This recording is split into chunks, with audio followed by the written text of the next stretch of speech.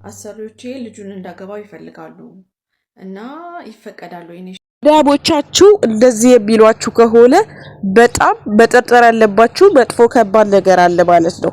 ጠርጥሩ ውዶቼ፣ ጠርጥሩ። የሆነ ተብላ ለላንተ የማይገባ እንደ ሰራተኝነት እኔ ሰራተኛ ስለሆንኩ ራሴን ልቄ አይደለም ባይዘው ወይም ልቄያችሁ ምናምን አይደለም። እኔም ሰራተኛ ነኝ ታውቃላችሁ።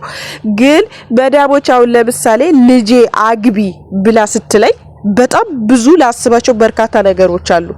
በዳቦች ታውቃላችሁ እንኳን ለሱ ሊለምኑላችሁ ይቅሩና ሊለምሏችሁ ልጄን አግቢ ብለው ሊለምሏችሁ ይቅርና ልጁ ራሱ በሰራተኛ ፍቅር ልሞት ነው ቢላት መዳም ልጇን ይሞታል እንጂ ሰራተኛ አትድረውም ጤነኛ ከሆነ ማለት ነው።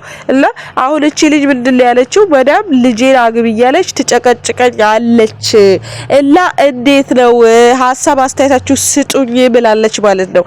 ወላሂ በጣም ተጠንቀቂ እህቴ ማለት ነው። ምንድነው አረቦች ልጆቻቸው ጤነኛ ከሆኑ በጭራሽ ሰራተኛ እንዲያገባ አያደርጉም። አንቺን ሊለምኑሽ ይቅርና ልጁ ራሱ ባንቺ ፍቅር ወያዙን ካወቁ አንቺን ወይ ሊገድሉሽ ወይም ሊያሳብዱሽ ወይም ደግሞ ሊያሳፍሩሽ ነው የሚያስቡት ማለት ነው።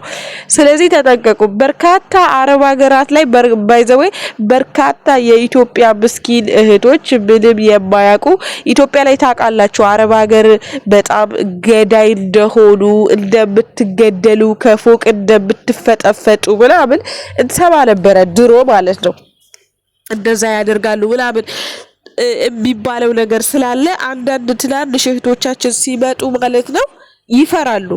በነገራችን ላይ አረብ ሀገራት ላይ ደግሞ በጣም በሽተኛ የሆኑ ወንዶች የአረብ ልጆች አሉ ማለት ነው። ኦቲዝም የሆኑ በተፈጥሮ ፈዛዛ የሆኑ እንደገና ደግሞ እዚህ ሀገር ላይ ደሃ ከሆኑ ሰራተኛ እንዲያገባ ይደረጋል። ደሃ ከሆነ ማለት ነው። ደሃ በሽተኛ ከሆነ ለምን አንደኛ እዚህ ሀገር ላይ አረብ ሀገራት ላይ መህር ይሄ የሊካ ብር ወይም ደግሞ 80 ሲደረግ በጣም ብዙ ብር ነው የሚጠየቁት። መህራቸው እስከ 100 ሺህ ሊሆን ይችላል። 100 ሺህ ድራም ኦር ደግሞ 100 ሺህ ሪያል ከዛም በላይ ሊጠየቁ ይችላሉ። መህር ማለት ነው።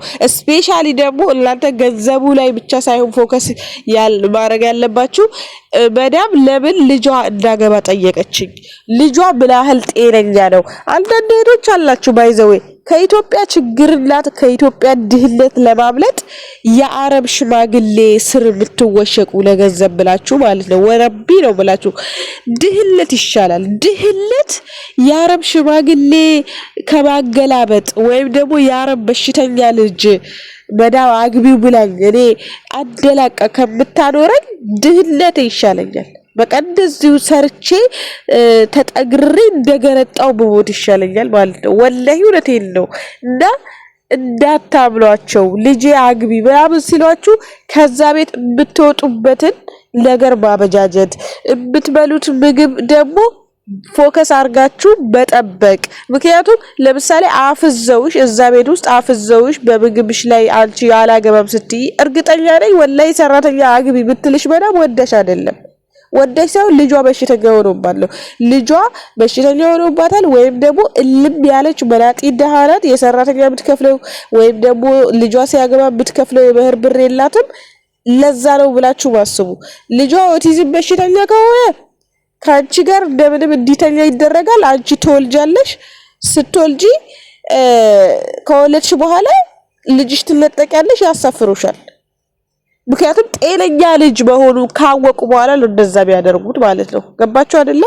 እና እዚህ ሀገር ላይ ለማግባት ራሱ ያሰባችሁ ለምሳሌ በመዳሞች መንገድ ምናምን ሳይሆን በራሳችሁ መንገድ አንድ ጥሩ አረብ እናንተን ማግባት የሚፈልግ አረብ ሹገር ዳዲ ቢሆን እናንተ የማግባት ፍላጎት የመውለድ ፍላጎት ካላችሁ በህጋዊ መንገድ ነው መጋባት ያለባችሁ።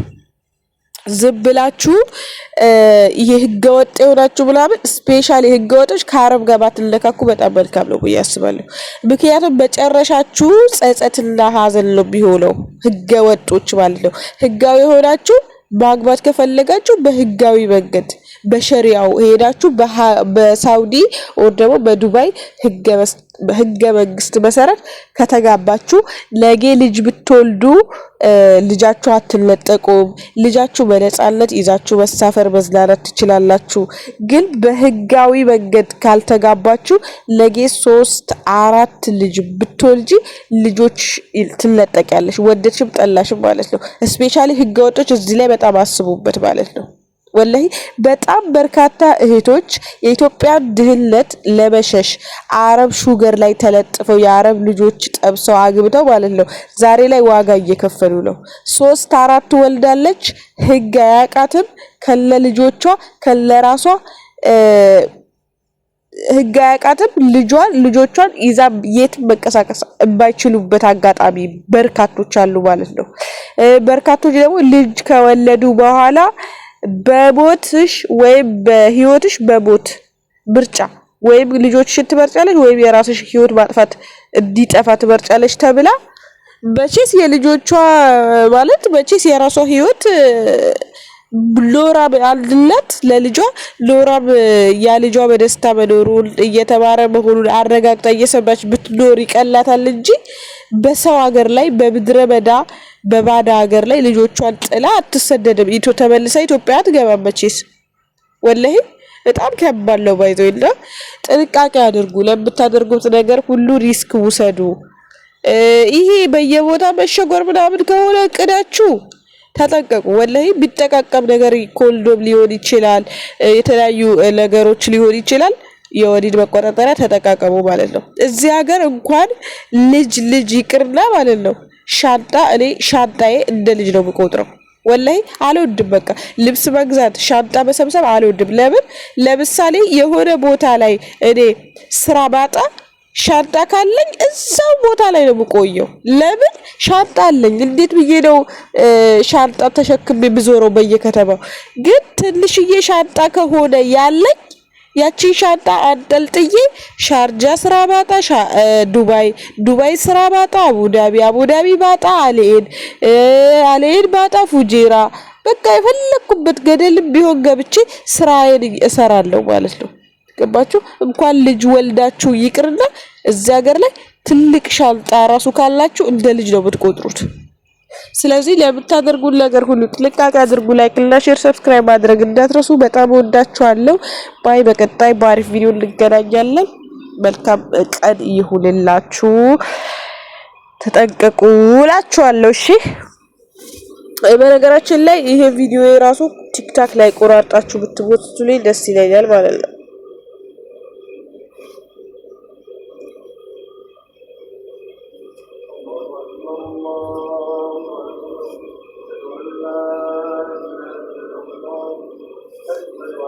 محمد